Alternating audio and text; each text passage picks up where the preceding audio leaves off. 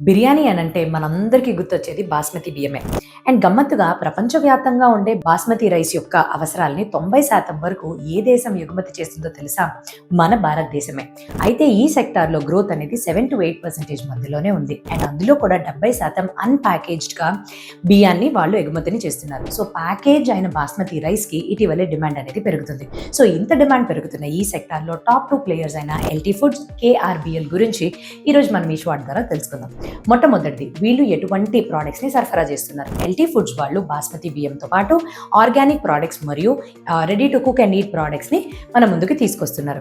And KRBL వాళ్ళ యొక్క flagship brand అయిన మనందరికీ ఎంతో నచ్చిన ఇండియా గేట్ బ్రాండ్ ద్వారా ఈ పాపులారిటీ ద్వారా మిగిలిన ఎఫ్ఎంసీజీ కమాడిటీస్లోకి వాళ్ళు ప్రవేశాన్ని చేయాలి అని అనుకుంటున్నారు.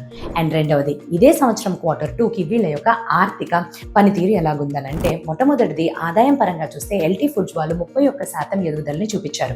కేఆర్బిఎల్ వాళ్ళు కేవలం 19%. ఆపరేటింగ్ ప్రాఫిట్స్ విషయానికి వస్తే 35% ఇయర్ ఆన్ ఇయర్ గ్రోత్ చూపించారు ఎల్టీ వాళ్ళు. కేఆర్బిఎల్ వాళ్ళు 89% దాకా చూపించారు.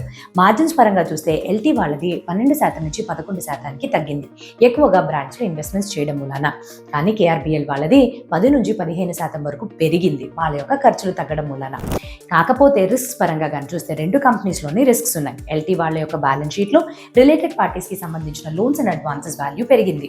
అండ్ అలానే కేఆర్బిఎల్ వాళ్ళ యొక్క బ్యాలెన్స్ షీట్లో కానీ చూస్తే డైరెక్టర్స్ వాళ్ళు రిజైన్ చేశారు గవర్నెన్స్ ఇష్యూస్ ద్వారా అని తెలుస్తుంది. ఈ రెండు స్టాక్స్లోని మీరు దేనికి ఎక్కువగా ప్రిఫర్ చేస్తారనేది కామెంట్ సెక్షన్లో తెలియడం మర్చిపోకండి.